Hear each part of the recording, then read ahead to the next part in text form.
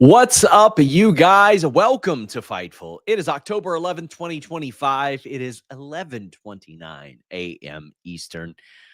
Definitely the earliest I have started a post show in years. Mondays will be probably even earlier because WWE Raw starts at 8 a.m. But we are here to talk Crown Jewel in Perth, what I thought was a very entertaining show, albeit formulaic in some areas, but man, we've got plenty to talk about. If you're joining here early, let us know that you're here. Drop a fruit emoji in the chat. If you use nordvpn.com/fightful to watch this show on Netflix, let us know in the chat. It's a big weekend. We also have Bound for Glory on Sunday. We're going to have a post show for that as well. Then in the morning on Monday, I got that Raw post show as well. We've got interviews with the Usos and Simon Miller. Simon Miller joins me on the hump this Wednesday. Lots of great stuff. I want to thank our moderator, Luis, for being here. Send in your super chats and humper chats to get your questions read on the air, answered on the air, your statements read on the air as well. You might say, why on earth would I pay you to answer my questions? Well, I'm glad that you asked, hypothetically. FightfulSelect.com is the website that I run. We report a significant percentage of the exclusive wrestling news in the world at a rate much more accurate than anywhere else in history. It's just $5.99 a month. Please go over there and subscribe and support what we do. We have added a new tradition there on Friday. It is a loaded rumor roundup and debunkathon. Every week I'm debunking like a whole lot of stuff over on FightfulSelect.com in that debunkathon. But we're here to talk Crown Jewel. Leave a thumbs up on this video. We would greatly appreciate if you guys did such a thing. Let's go ahead and talk about everything that unfolded. First off, it felt like everybody in the audience was wearing a John Cena shirt. That, man, they sold like crazy there. And I think that it's only going to continue after his retirement, obviously, as that type of thing becomes more vintage, so to speak. But we'll get into it. But when you see what the retirement tour has been of late, you're like, man, he really got his legs cut out from underneath him by The Rock leaving. And that's incredibly, incredibly unfortunate. All the odds that you hear about tonight will be from our wonderful partner at MyBookie. Check out MyBookie AG. Get a $50 bonus when you deposit $100 or a $100 bonus when you deposit $200. I've been betting a lot on NFL football of late. Been doing really, really good. But you can also go over there and bet on wrestling. Like, for example, right now, Gunther is the top odds winner or odds leader to face Brock Lesnar at WrestleMania 42. To like, usually in situations like that where there are like 20 options, there's not a favorite. There's just a leader in the odds, and he is favored to face Brock Lesnar at WrestleMania 42. Check it out, MyBookie AG. They got the best support system anywhere else. They've got great bet back bonuses. You can play casino games, table games, slots games. You can bet with Bitcoin. And we only want you to bet what you can, and please bet responsibly. But all of the odds you hear about today will be from MyBookie. Oh, man. Speaking of, we had put on Fightful Select in our roundup on Friday. Bronson Reed was the underdog, but there was some betting value on him as an underdog at MyBookie, and he ended up winning. Absolutely the right call. Let's get into what happened during the match. By the way, they took their sweet time starting this match, getting it going, the follow-up and all that. I do not need a 45-minute surrounding situation with every Roman Reigns match. But the match was a lot of fun. The crowd was really great for it. They busted out the cricket bat. They busted out a rugby ball. You had Bad News Barrett, Wade Barrett, correcting Michael Cole on a lot of the terminology and a lot of the things that happened. There's a Samoan drop through a chair as well. And then Braun Breaker shows up, and it's like, who could have guessed, right? And of course, from a psychological standpoint, why would he not? Why wouldn't he? However, the Usos took their sweet time getting out there. Like Bronson Reed had a pack of drop bears just mauling Roman Reigns. And the Usos are just like, hey, what's up? Eat, so on, so forth, etc. Doing all that, doing all the Hardy Boys or Jeff Hardy running in to save his brother stuff. Like, I'm convinced that this family actually does not like each other at all. Like they just never show any sense of urgency in helping out their family members. It's so dysfunctional, as if the last 5 years of the of the bloodline didn't already show us that. They're just moseying on out there. They're like, hey guys, eat, etc. Hello, gentlemen. How are you? Oh, I've noticed you are in the ring. I've noticed that you are getting attacked by two very large men. Then they finally come out, and Jey Uso ends up spearing Roman Reigns. They do not like each other. And they shouldn't. And I'll get to that momentarily. Tsunami wins the match. Bronson Reed winning was absolutely the right call. Roman Reigns is not around that much. And Roman Reigns is only going to be around less, right? Like, I don't see him just like hanging around and doing regular programs and all that stuff. So Bronson Reed winning is absolutely the right decision here. We had him as an my bookie underdog pick. But my big question is, in kayfabe, why do Bronson Reed and Braun Breaker need Seth Rollins? Bronson Reed was already beating up Seth Rollins on a regular basis. That's one of the reasons Seth Rollins recruited him. Braun Breaker had already become Intercontinental Champion by himself and was really good at it, very clearly ascending to the top of the card. Now, I asked this question on Twitter, on X, and I got some puzzling answers. Oh, well, they're going to take over WWE for the next decade. With what? With Seth Rollins as world champion? Why would those two gentlemen be okay with that? And then I saw people say, oh, so they could get to the main event. What main event? Of Raw occasionally? War Games? They needed Seth Rollins to get there? Okay, well, that doesn't make sense to me. Very clearly, Braun Breaker was a guy. Very clearly, in kayfabe, Bronson Reed had no trouble disposing of Seth Rollins. They had a great feud together. But I don't know in kayfabe what this has done for Braun Breaker and Bronson Reed. Within the context of just watching the show, well, they're on TV, they're facing Roman Reigns, all that stuff. But like, they didn't need Seth Rollins to beat Roman Reigns or the entire bloodline. Well, the Usos and Roman Reigns at that stage. So I think that's where the story needs to go. Why do they need Seth? Becky's running around, and Seth has barely been around them since Becky joined the Vision. Have we really seen Becky with Bronson Reed or Braun Breaker? I feel like she's sort of the Yoko Ono of that team, so to speak. So that's my big question is, where do they benefit?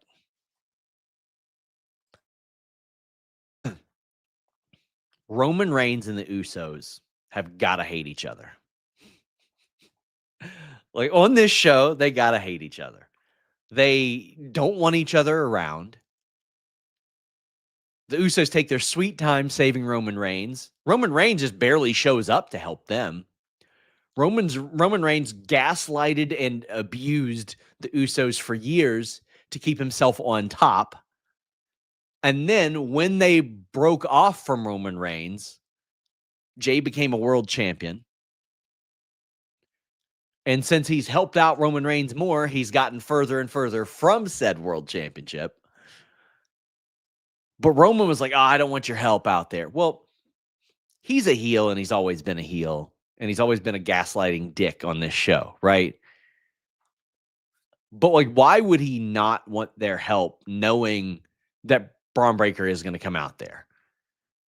Is Roman Reigns delusional, or is he that confident in himself that he thinks that he can take Bronson and Braun? Because who could, right? Then after the match, Roman Reigns is like, I don't want to see you guys till Christmas.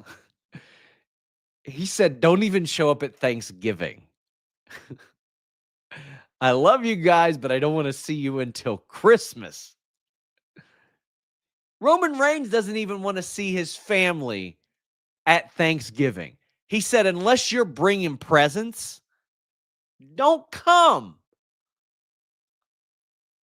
He's a narcissist. Yes, Zeno Hour. He's a narcissistic gaslighter. Wonder what the family Christmas party is really like at the Anawai house. Well, we spoke to the Usos and Zilla Fatu recently, who spoke about some of the music that is played there. Jey Uso, a big musician.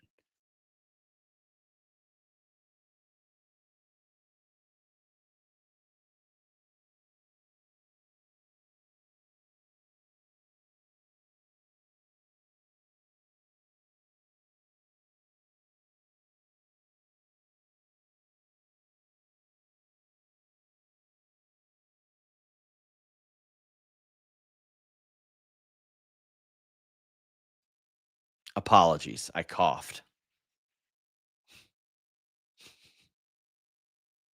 I know I'm muted, guys.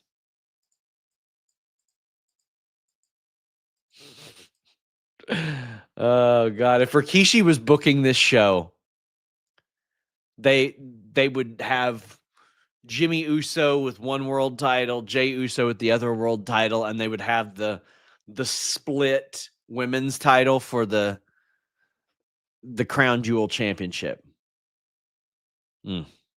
Valab says a fine 5:30 p.m. start time, ending right about 8:50 p.m. For me, this is why I'm primarily a New Japan fan. But that was a solid show from WWE. So I love afternoon wrestling. I love early evening wrestling. I'm not as big of a fan of morning wrestling, guys. I'm not a morning guy. You may have seen me just trip and fall in the weeds here and there. I am not a big like morning guy. I'm struggling to not look like a zombie right now. I'm exhausted. This is not for me. Monday will be worse. But I grew up on Saturday morning wrestling and Sunday morning wrestling. Like when I was little, I didn't get to stay up and watch Raw, Nitro, all that stuff. It wasn't allowed. But Saturdays I would watch Mania or Blast Off or Action Zone, whatever it is I could watch. I was watching on Saturday mornings. And I mean, I've watched up until last year, I watched every minute of nationally televised wrestling TV from like, I think it was like 95 on. For 30 years. I watched all of it. Even Saturday Morning Slam, I watched all of that stuff. But finally, somebody says it's not that early. I know it's not that early. But for me, you guys see how late I'm up on social sometimes. I stay up late. It's funny. One of the reasons I loved my job, make sort of my own hours and don't travel. Like I got to work from home. I've traveled more than ever. I've traveled more in the last, 4 years since the pandemic ended than I had my entire life. Don't know how the wrestlers do it. Do not know how the wrestlers do it. It's pretty impressive.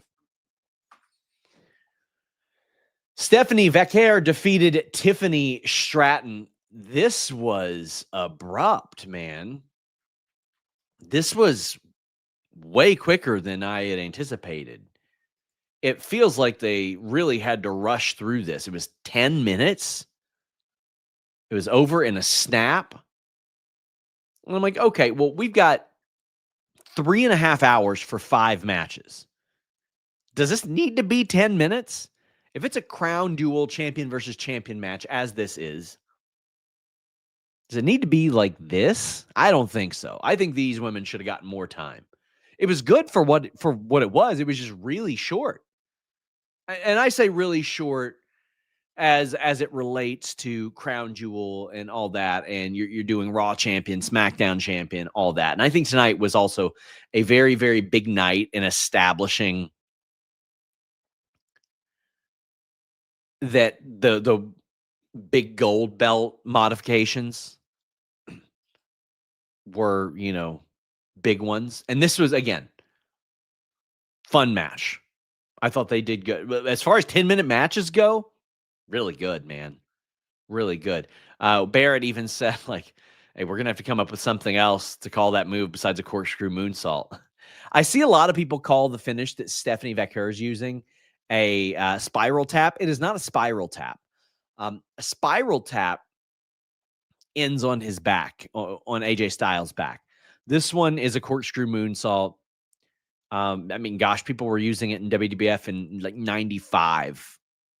Way back then. Lady Frost uses it as a temperature drop. But I feel like they did not get as much time to sell in this match as, like, if they had like 2 to 3 minutes more to breathe. I think that this match would have stood out even more. But it felt like there were ideas for spots and moves, and they're like, we got to get through them. We got 10 minutes. That's how it feels. How many commercials did we need on this show? Was it required that we have that? Because I noticed it a lot more during this show because I use nordvpn.com/Fightful, which I'll tell you about in a bit. But I would see the breaks that I normally just see on, like, sometimes on Monday Night Raw if I'm not logged into Nord, the music and all that, and I'm like, damn, okay, they're leaning into the commercials an awful lot on here. I just feel like this needed a few more minutes to breathe, and despite that, they did a really good job. There wasn't a bad thing on the show, honestly. It's just this was the one thing that I felt like should have got a little bit more time to breathe. Like, I think that you could have taken 2 minutes from the tag match or the Australian street fight and applied it here. Or, get this, you don't need to take time from either one of them because it's a 3.5 hour show. And it's got 5 matches. And you can afford to fit a 13 to 15 minute match right there. Did we need like 45, 50 minutes dedicated to the start of the show for the Australian street fight? No. Give this more time. Give it time to breathe. And it goes from a really good, like a good match to a fantastic match. I feel like when your champion is facing your champion, go all out. Make it an epic struggle.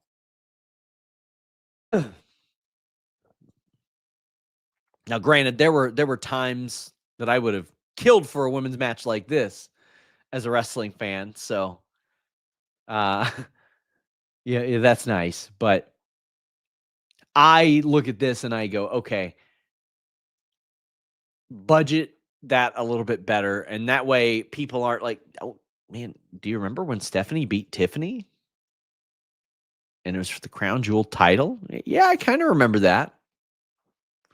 Let them have something to work with. Very fast-paced. Pretty much a play-the-hits match. After the match, also the corkscrew moonsault, I did have some concerns about that because, and I've felt this way ever since seeing the Kurt Angle moonsault on Bob Holly, if you guys know what I'm talking about, the one that broke Bob Holly's arm, where Kurt's shins landed on Bob Holly's arms and broke it. Every time somebody's knees like land on the arms, I'm messaging people backstage like, hey, is everybody all right? And I didn't hear anything negative or concerning about Tiffany after this. So that's good. Triple H comes in the ring, embraces Stephanie, puts the title on her, cuts a promo. I was glad that they gave that shine to Stephanie as well. They're just letting her talk. This is something Vince would have never allowed. Vince McMahon would have never allowed that, and I'm very glad that they are these days. These people who English is not their first language, and they're still coming along and learning quite a bit. Just going out there and being able to talk. When I spoke with Stephanie, she's like, I'm still working on my English and all that. And I said, your English is better than my Spanish. And she was like, oh, you speak Spanish. And I go, no, that's the point. It's very impressive, the level of English that you speak. And I'm glad they're getting that opportunity right there. Stephanie was also a favorite on my bookie AG. That was my pick as well. Well, John Cena was a big favorite on my bookie AG, but listen, sometimes you just don't have your fastball anymore. Sometimes you're getting up there in years. Sometimes you think you're about to hang it up. But you know what they say. I ain't as good as I once was, but I'm good once as I ever was. And that can be you a lot more than once with Blue Chew and the code FIGHTFUL. Turn back the clock. Give yourself that main event performance. I don't know. Maybe steal some moves from some other people that you've seen. I don't know, TV, tubes, all that stuff with Blue Chew and the code FIGHTFUL.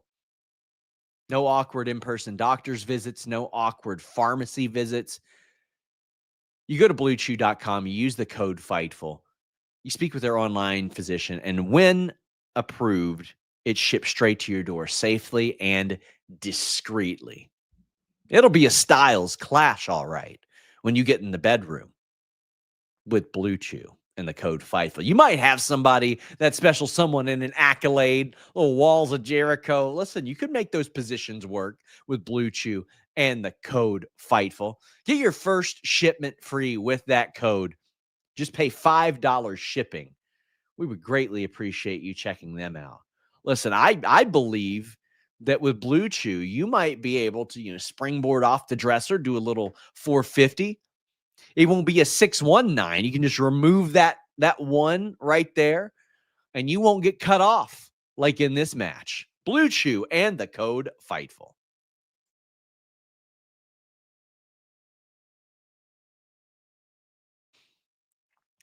I was at the 2017 Royal Rumble with John Cena and AJ Styles. And that was an incredible match to witness. And here we are almost 9 years later, and they had to hastily put together the Cena AJ Styles match. And they did it on social media. They should have budgeted it better and all that with the build, but the match absolutely delivered. Now, I have pointed out the formula of John Cena matches in 2025, and they absolutely work. It is just do finishers, whether they belong to you or somebody else. The crowd will pop and go, oh my God, look at that. And I was the person behind the screen going, oh my God, look at that. This was incredible. You can't expect these two gentlemen to go out and have the same kind of match they had in 2017. Like, they were both like 40 then, right? But AJ Styles has been the shining example of look at what you can do in your mid to late 40s. And they had a different type of match that really plays to the modern day WWE audience very well. And that is use a bunch of finishers, do a bunch of big spots, use moves from Undertaker, from Miz, from Christopher Daniels, from Kazarian, from Samoa Joe, Shawn Michaels, from Rey Mysterio, from Bray Wyatt, from Jericho, from Rusev, from Randy Orton, from everybody, get them to pop and get the audience to say, man, that was unforgettable. As far as a psychological wrestling match, this was not was not like one that is up there as far as that goes. But as far as being memorable and satisfying your audience, I don't think they could have done a more perfect job than what they did. You watch this match, and it is funny because you always hear the term spot monkeys and stuff like that. That's what this was, but it's okay that that's what this was. I have, for like 9 years since Fightful has started, used a line from Joe Dirt. And my whole team knows what it means now, and it's snakes and sparklers. And the reference is when Joe Dirt goes and meets Kick and Wing. Kick and Wing has a fireworks stand that is not working for him. And Joe Dirt goes, why do you just got snakes and sparklers, man? He says, well, that's the only kind I like. Sometimes in media, we have to cover stories that we don't like. Sometimes you need the other stuff, the big stuff, the things that go boom, as opposed to the snakes and sparklers. And that's what this match had. It had everything. And it's what you got to do. When you're John Cena and you're almost 50 and you're fighting age and you've went out and had some stinkers with like Austin Theory and all that stuff, well, then you got to do honky lighters, Husker do's, Husker don'ts, cherry bombs, Nipsey daisers, spleen splitters, whistling bung holes, with or without the scooter sticks, all that stuff. That's what you got to do. And that's what they did. And it was also great to see them pay homage to these people. We saw homages to The Undertaker with a choke slam very specifically. The tombstone that led to the AA that won the match. You saw the Rusev accolade that got Rusev Day chants. The Miz's skull-crushing finale. Chris Jericho's Walls of Jericho, which they named, and they're chanting his name on the post show. If you wondered if a Chris Jericho run could be in the cards, go watch my video. Go watch the video I laid out of how Chris Jericho could have another significant run in professional wrestling over the next year based on the schedule. You think they won't bring Chris Jericho back? Of course they will. If they have the option, they will. And he'll get a run too. Man, there again, Kazarian, it was the dead eye, but it's a move that Kazarian has done for years and years and years. AJ Styles did a sweet chin music complete with tuning up the band as well. There was an RKO. There was a punt attempt that got missed, by the way. So it was more of a Charlie Brown tribute than anything. AJ Styles came out in his old gear. There was a special introduction that Fightful Select was told Styles was not aware was going to happen, where they called him Mr. Total Nonstop Action and the undisputed leader of the Bullet Club, which AJ Styles gave a shocking reaction to. He was not expecting that.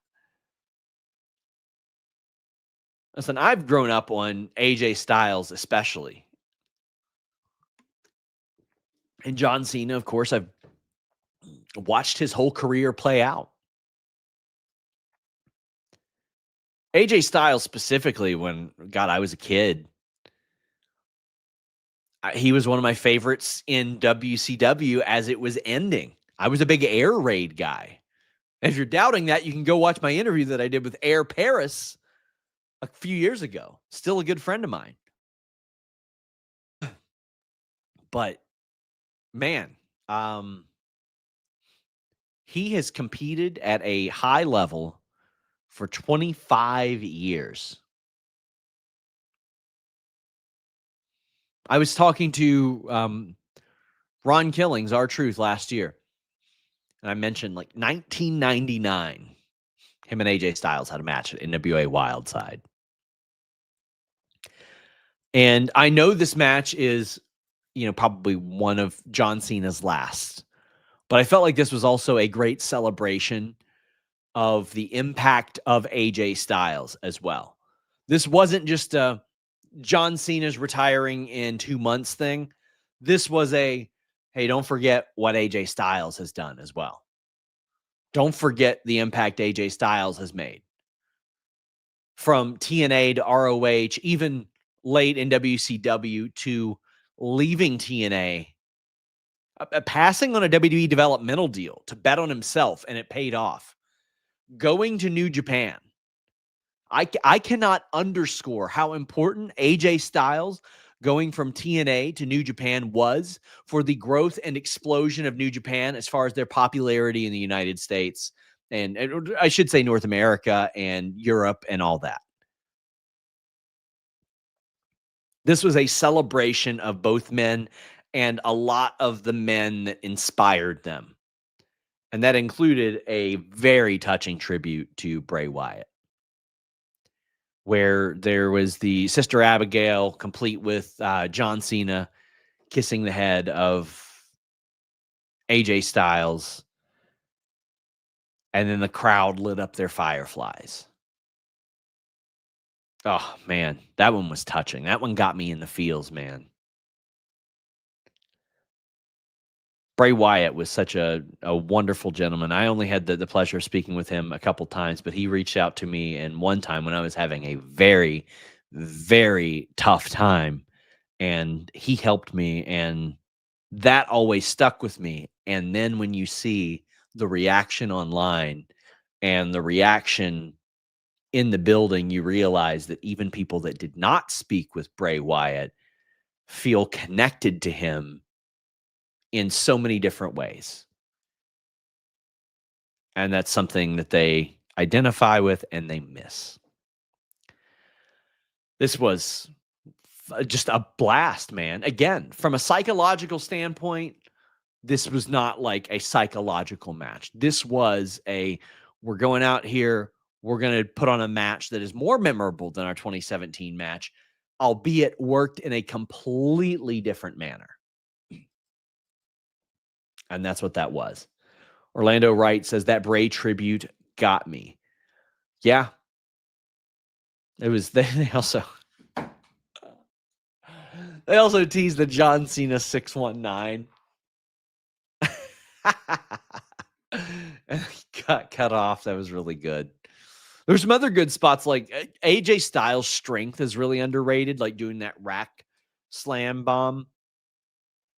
Also, the referee, unsung hero of this match, because you're going to have a lot of near falls here. The referee did a fantastic job. And it's easy to forget the referee because the reality is if the referee is doing his job, you do forget about the referee. But I didn't want to forget the referee today. I wanted to make sure that he got his flowers as well. N. Simmons says Styles is in the combo for Cena's greatest rival. Yeah, I mean, I would probably put Cope, Adam Edgeland Cope up there, but AJ Styles had a really, really great one with him. AJ versus Cena match of the night. I would agree. And let me tell you, Cody and Seth did not roll over. They did not roll over at all. Swaron, thank you so much for sending that super chat. Reminder, guys, get in your super chats. Get in your humper chats. I know it's a little bit early. We are going to have an update with a lot of news in it on FightfulSelect.com. If you want to support Fightful Select directly and the just wealth of exclusive news, Discord access, additional podcasts. I do Q&As there. We got Q&A articles every single day. We are by far the most aggregated and sourced wrestling news service on the planet. And I would greatly appreciate your support there, my friends. Oh, man. Rhea Ripley, Io Sky, obviously picking up the win. Massive favorites on my bookie AG. This was worked as a pretty straightforward tag team match. And I mean like more of a retro match. It was Io working the beginning of the match and them building to the hot tag of Rhea, which of course is going to get a great reaction. Rhea had the Rio written on her cheek. She knows how to get engagement. Like, I'm not talking about just, provocative posts or whatever that might be. She knows how wrestling fan Twitter and social works. She knows that writing that little thing, people are going to put heart Rio, and it's going to get like 4,000 retweets, right? She knows the Haroon twins are going to post that, and it's going to get 10,000 likes. This was very straightforward. Kairi was following orders, a lot of cutting off until Rhea made her way in. WWE knows their fan base very well. They know what's going to hit with their Lion Unity says they know their fan base. Yeah, from a producer standpoint, there's a lot of things that I see that are very redundant on WWE shows. But if it is working with their audience, it doesn't really matter if I think it's redundant. That's a matter of personal opinion. And I felt like a lot of this, it was worked very similarly actually to the Becky, Seth, Punk, AJ match. Which, by the way, Punk was in the crowd watching Cena and Styles. But obviously it was with a straight up women's tag as opposed to the mixed tag. But it was a lot of cutting off and a lot of like, wait, let's build until Rhea gets in, and then she gets that big exploding pop. That's Tag Team Wrestling 101. And that is similar to how the WrestlePalooza match was worked. Now, granted, things got crazier then, and this one was way more straightforward, but I thought this was pretty solid. You give, of course, the local the win, even though Io got the pin with the over the moonsault. Kairi sacrificed herself for Asuka. And I'm interested in whether or not this is a concentrated thing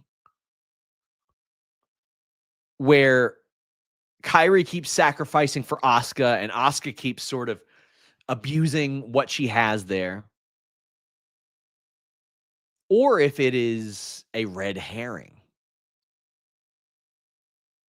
If they're just baiting Io to feeling bad for Kairi, and then a more brutal beatdown goes on after that. But Kairi pushed Asuka out of the way for the big boot, ate it, ended up getting the riptide, riptoadered for the win. At this stage, now, why would Rhea and Io not get a tag team title shot? It doesn't take a lot to get a tag team title shot, right? Just exist in the tag team division generally did it. But here you're beating one of the best teams in WWE history in the Kabuki Warriors. So to me, that should certainly be enough to get them a win or get them a title shot. Plus, Io Sky and Rhea Ripley versus Alexa Bliss and Charlotte Flair is a pay-per-view match, in my opinion. Now, they also, I think they had like a dark match win on SmackDown over Raquel and Roxanne, but that's not really canon, Not a lot to that one, but won a bunch of house shows too. It doesn't take a lot to justify that win. They beat Julia and Roxanne a few months ago as well. I don't think they've lost a tag team match. Have they? Let me look here. Because to me, this win is enough to justify that. It doesn't take them any justification at all because that's just they don't care about that division, which is unfortunate. But hey, you beat Julia and Roxanne a few months ago, 5 months ago. You beat Kabuki Warriors. You're 2-0 as a team. That's enough to get a tag team title shot. Rip tater tots. I love it. I love it. Tim Traver of the Diecast Collective says AJ Cena match of the night. It was a very, very good match. We have Van Twinblade sending a big humper chat. I think this one is meant for Grapsity. I want to let Luis realize that Grapsity is on the air right now. So please head over there and check out Grapsity after this. But what we're going to do is give our dude Van Twinblade a little bit of extra for his money. How about that one? It says, so Wesley and a bunch of others got cut yesterday so the Fed could save $1 1 week till Wrestle Dream.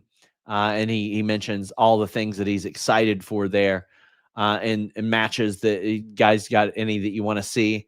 Right now, my big dream match is Shuri and Mercedes. But as far as the releases, first off, I want to shout out Corey Hayes, who did a really good job procuring the list of talent that got released. And then I was able to go get that list confirmed. But I'll have more on FightfulSelect.com right after this. Please subscribe. But recently we saw Jasmine Nix pass up a deal. Idris leaving. Kylie Ray revealed that her ID deal was not renewed, which I can't believe that they just wouldn't continue paying $500 a week to a pregnant woman. That's like, come on now.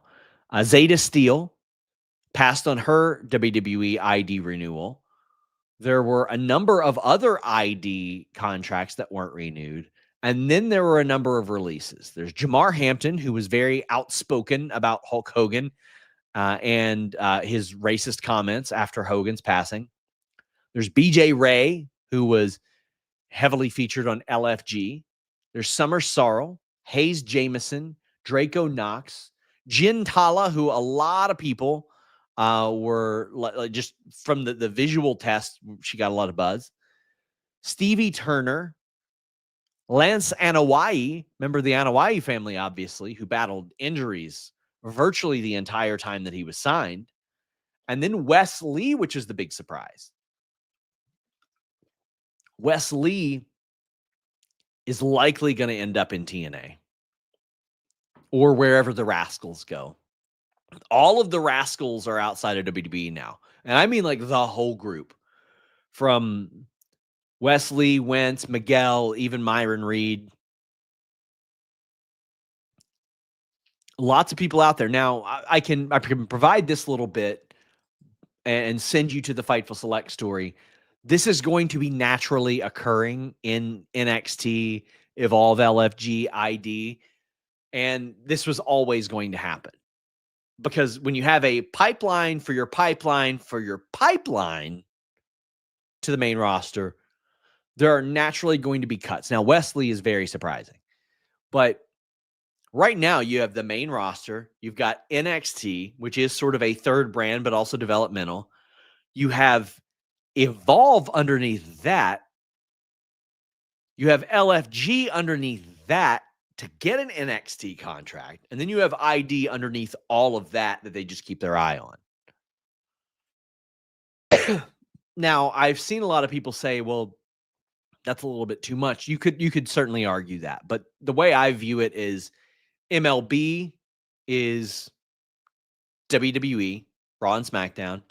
AAA or Japan is like the foreign league there. You've got NXT that's right there, right underneath, and those are the next up. Then you've got your AA, which is effectively Evolve. You've got your Single A, which is LFG's show, and you got your Rookie League that is WWE ID. So it's sort of catered like a minor league baseball system. Now, I am of the belief that as WWE did look to expand aggressively, which we did too. Like we did Fightful Espanol and expanded our TikTok and all that with wrestling being hot at the start of the year. And a lot of it didn't work. Like a lot of it's not working. There's not as much money in it. Listen, subscribers go down, clicks go down, views go down, all that stuff. And WWE is naturally going to cut stuff. But also, as WWE expanded to doing a partnership with TNA and then acquired AAA, naturally, they've got less TV time and more talent to go around at their disposal. Get in those super chats. Get in those humper chats. Swaron says, any update on Kevin Owens? Yeah, sort of.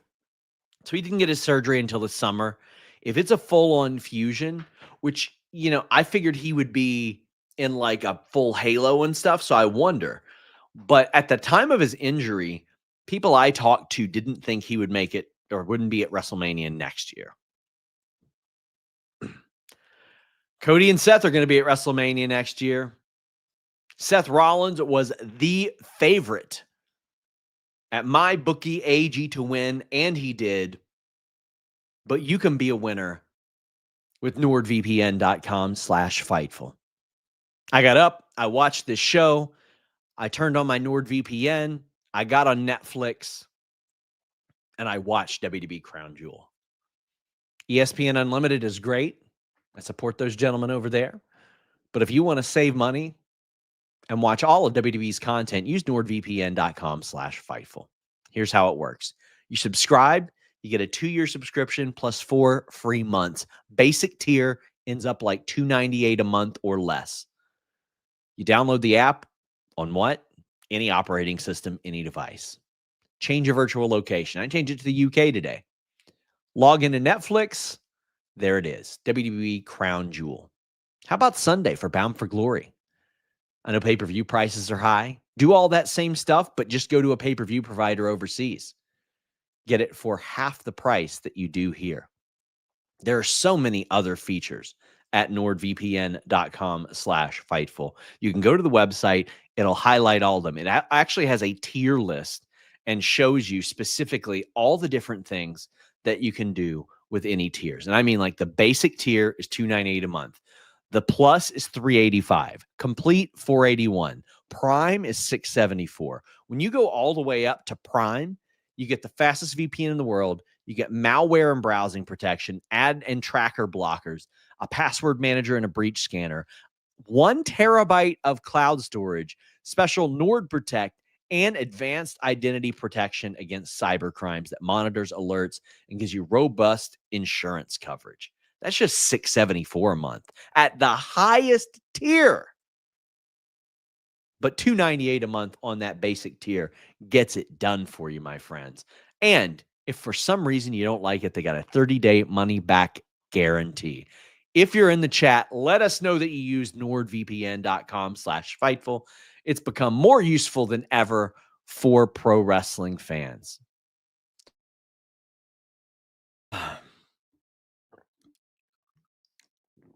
So, Seth Rollins defeated Cody Rhodes. I mentioned the formulaic element of WWE big matches. This followed that to some degree. But I think that they changed it up enough to where it got adjusted. These two knew that AJ Styles and John Cena were about to go out and have a crazy match, and they were not going to punt. And I really respect that. Now, you still have the spots where Seth is doing the crossroads, the pedigree and the stomp. Cody uses the Cody cutter and the crossroads and did an unbelievable one from the top rope. Unbelievable one. But they worked some new stuff in there too. I was not expecting to see these two gentlemen do a Spanish fly off the top rope. I didn't have that one on my bingo card. I also did not have a coast to coast headbutt on my bingo card. They did some things here that were unbelievable. You know what's interesting? They said, okay, like we'll still do, the crossroads and the stomp and the pedigree and all that. But they knew that a lot of the finisher, stealing move was going to go to Cena and AJ. Like they knew. So they went out and they did some things that maybe Cena and AJ weren't physically capable of anymore. Like that coast to coast headbutt, which, at almost 40 years old, being able to clear a 20-foot ring for a headbutt is very impressive. That Spanish fly, unbelievable. Cody Rhodes is a big match wrestler. He will do anything to have a good match and entertain people. Seth Rollins eventually used the watch got the stomp, and then a bigger stomp and got the win. I thought they did a really great job here. I loved this match. And again, this is the WWE main event style now. That's what this is. And it's working. It's working really well for that audience.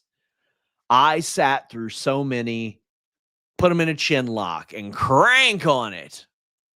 Put him in a half Nelson crossface and hold him there. I know that the move thing isn't for everybody, but I'll take it over a chin lock with no hooks in being portrayed as like some sort of legitimate move. And right now, their audience is responding to this. If the audience likes it, that's what matters. It is entertainment. It is fan service. And they did this very good. I thought that John Cena, AJ Styles, Seth Rollins, and Cody Rhodes put on a fan service masterclass on this evening. And that's ultimately what wrestling is about. Will people remember it? Will they go buy a ticket next time? Will they buy a shirt when they leave? Do they question using nordvpn.com/Fightful to log into their Netflix and watch Crown Jewel? Are they going to watch the next show? Will they watch Monday? How is it remembered? How did it lead to business down the line?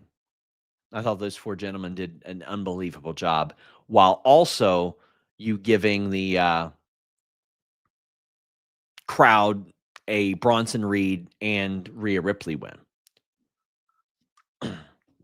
Pat Faruga says, shout out to the Fightful merch. This shit is comfy as fuck. I have the retro shirt. Pardon my French. I just read verbatim. So I don't promote this a lot. Shop.fightful.com. I posted a few things that I had designed over there, like a fanny pack and a beanie. Legitimately my favorite ever. Like, I'm very proud of those two designs. But we got Steamboat Willie with boxing gloves. We got him with a chair. We got holiday editions.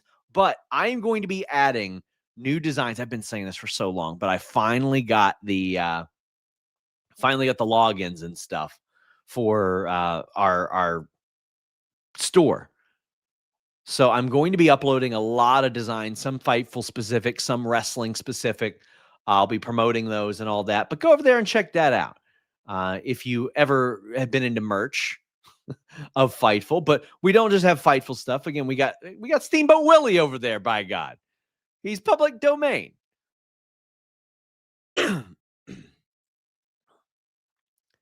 We have a super chat asking.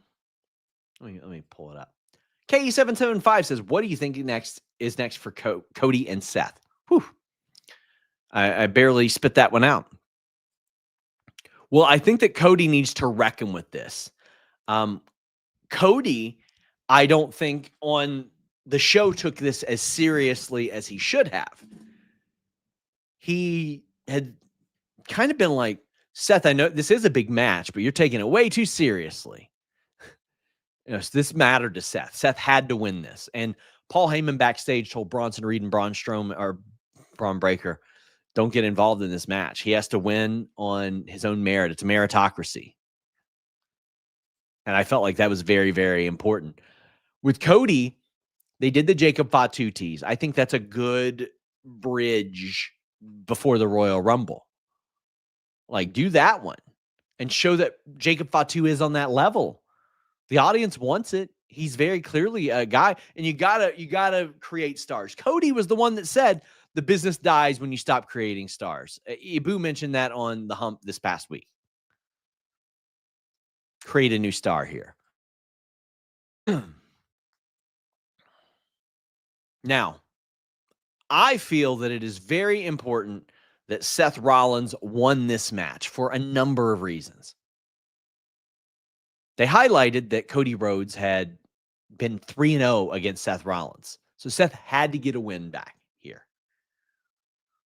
Or you could really lean into the guy never can beat Cody thing and it eats away at him. But I think it's important for the championship that he holds. I felt like it was very important to have the two newer championships, even though the women's title is it carries on previous lineage. But the newer championship established as, okay, it is on the level. This title was just created a few years ago and should probably carry the lineage of old titles. But it is important that the world knows that title is just as important and good as the WWE Championship, the one title that has not broken its lineage in WWE. It, I think, might be the only one now that has carried its lineage from the 60s. You want the world to know the title that Seth Rollins established 2.5 years ago and holds today is important. Now, I think they've done, honestly, a really good job with that title. You had a long run for Seth Rollins. You had a long run for Gunther. You've had a couple of cash-in situations with Drew and Punk. But also, I think it's okay to have like some 50-day reigns like Gunther and Jey Uso there as well. But it was important to establish the continued credibility of this championship and Seth Rollins as a champion.